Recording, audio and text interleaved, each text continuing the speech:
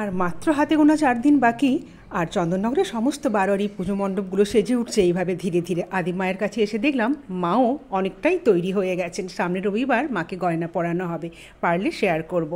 আর চন্দননগরবাসীদের সঙ্গে সঙ্গে আশেপাশের বহু মানুষ অপেক্ষা করে আছে এই দিনগুলোর জন্য, কবে আসবে মা জগদ্ধাত্রী।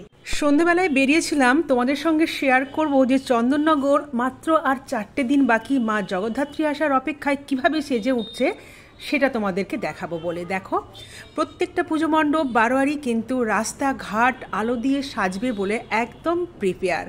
আর এই একটা মাতৃ প্রতিমার তোমাদের সঙ্গে কথা শেয়ার করি। প্রত্যেকটা মাতৃ প্রতিমা যেভাবে তৈরি করা হচ্ছে, আর কিন্তু এই মায়ের যে মুখখানি, যে মুখমণ্ডল, সেটা কিন্তু শিল্পীর হাতের ছোঁয়ায় তৈরি হয়। এখানে শিল্পীর হাত ছাড়া আর অন্য কোনো রকমভাবেই কিন্তু কাজ করা হয় না। তো দেখতে কিন্তু অপূর্ব লাগে। যত দিন ধরে আমাদের চন্দননগর সেজে উঠছে এই জগদ্ধাত্রী পুজো আসার জন্য, মাকে ওয়েলকাম করার জন্য, প্রত্যেকটা পুজো মণ্ডপে দাঁড়িয়ে দেখতে কিন্তু খুব ভালো লাগে। দেখতে দেখতে দেখো আদি মায়ের কাছে চলে এসেছি। আদি মাও কিন্তু পুরোপুরি সজ্জিত হবে বলে তৈরি হয়ে রয়েছে।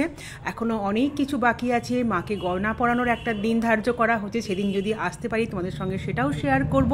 এটা বিদ্যালঙ্কার, তারপর ফটকগোড়া, বাগবাজার, যেখানে যেখানে আমি গেছি তোমাদের নামগুলো তোমাদের সঙ্গে শেয়ার করলাম।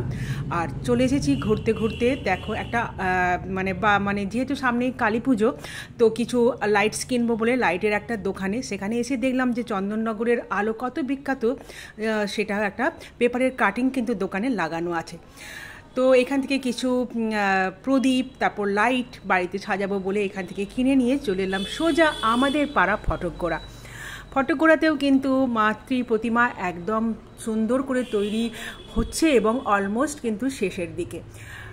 প্রথমে যে রঙটা দেওয়া হয় সেই রঙটাও দেওয়া হয়ে গেছে। আর জগদ্ধাত্রী পুজো যেমন এখানে জগতের ঠাকুরকে এখানে রেখেই তৈরি করা হয় বিশাল তার হাইটের জন্য, পাশেই কিন্তু মা দুর্গারও একটা রাখা রয়েছে স্পেস, সেখানে কিন্তু দুর্গা পুজো হয়েছিল এবং সেখানে এটা করেই রাখা রয়েছে। তো মা জগদ্ধাত্রীর এই সমস্ত রূপ দেখে মনটা তো খুবই ভালো হয়ে উঠছে যে আর কটা দিন মাত্র বাকি জগদ্ধাত্রী পুজোর জন্য চন্দননগর সেজে উঠছে কীভাবে, সেটাই শেয়ার করলাম তোমাদের সঙ্গে।